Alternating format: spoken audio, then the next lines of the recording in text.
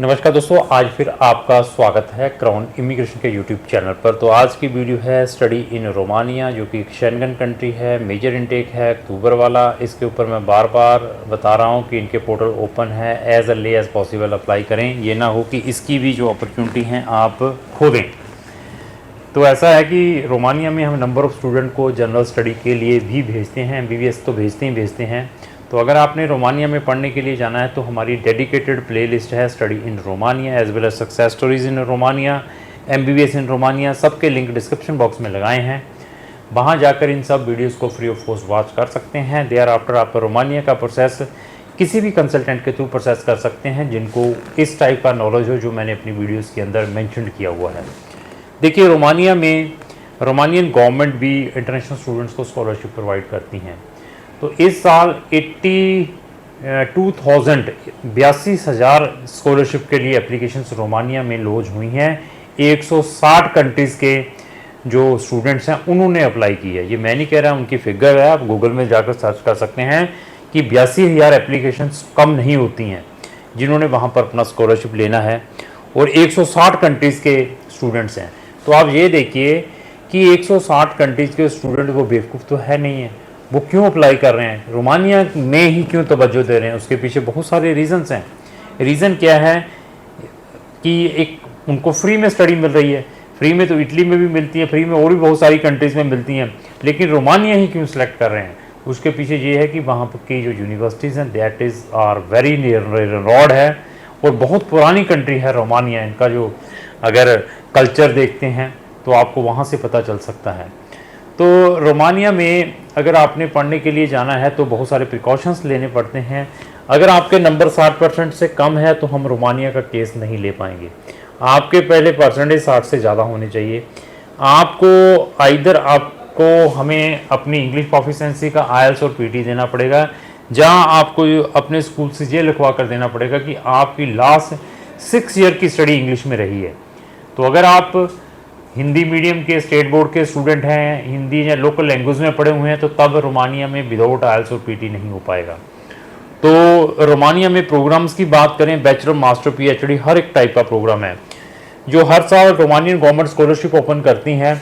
उसके portal I think so अप्रैल में close हो गए थे।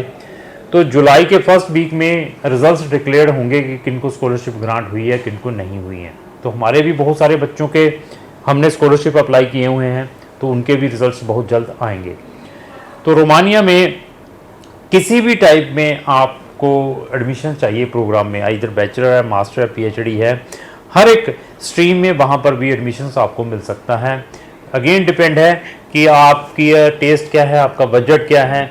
2-2 लाख ईयरली फीसेस हैं रोमानिया के अंदर, 2 लाख इंडियन रुपीज़ की, मतलब 2200 यूरो, 2500 यूरो की फीसेस हैं। 4000 यूरो वाली भी हैं, इवन 8000 यूरो वाली भी हैं। वो कौन सी है, जो MBBS करने के लिए जाना, उनकी 8000 यूरो है। फिजियोथेरेपिस्ट में जा रहे हैं आप, कोई ऐसे प्रोग्राम में बायोटेक्नोलॉजी में जा रहे हैं, वो 3000-3500 यूरो में मिल सकती हैं। तो ऐसा है कि अगर आपने रोमानिया में जाना है, डिसीजन ज़रूर लें। ये शेंगन में ज्वाइन कर चुकी हैं। बहुत टाइम से मैं बता रहा था कि आप उन कंट्रीज़ की ओर तवज्जो करें जिनके लिविंग एक्सपेंसेस कम हो। तो यहाँ पर भी इंटरनेशनल स्टूडेंट दिन में 4 घंटे पार्ट टाइम वर्क कर सकता है। पोस्ट स्टडी परमिट भी अप टू 1 ईयर्स का यहाँ पर है। सेटलमेंट पॉलिसीज़ भी हैं इंटरनेशनल स्टूडेंट्स के लिए। हर एक चीज़ की आपको बेनिफिट मिल सकता है। और इवन यूनिवर्सिटीज़ में अप्लाई करने के लिए जब वहाँ से कोई इन्विटेशन आता है जो मिनिस्ट्री ऑफ एजुकेशन अप्रूव करके देती हैं, बहुत सारी यूनिवर्सिटीज़ आपके सारे के सारे डॉक्यूमेंट अपोस्टाइल मांगती हैं, आपके डॉक्यूमेंटों को ट्रांसलेटेड भी मांगती हैं, रोमानियन लैंग्वेज से होने चाहिए। आपका मेडिकल भी मांगती हैं, मेडिकल कौन से फॉर्मेट में होना चाहिए, क्या मेंशन होना चाहिए, ये सारा का सारा क्राउन इमिग्रेशन आपको बता सकता है। एडमिशन आने के बाद वीज़ा जब अप्लाई करना है तो यहाँ पर बहुत सारे प्रिकॉशंस लेने पड़ते हैं, क्योंकि इसका जो वीज़ा है ऑनलाइन अप्लाई होता है। अप्लाई होने के बाद बच्चे को बायोमेट्रिक की डेट मिलती है, मतलब सबमिशंस की डेट मिलती है, जब जाकर बच्चे ने अपना वहाँ पर डॉक्यूमेंट सबमिट करने होते हैं। और 11,000-12,000 इंडियन रुपीज़ की फ़ीस जमा करवानी पड़ती है, जो उनका नेशनल डी वीज़ा मिलता है।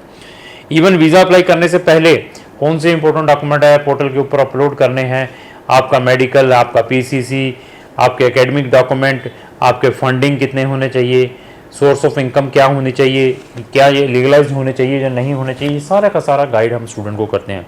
रोमानिया की सर्विस आप हमसे पार्ट में भी ले सकते हैं।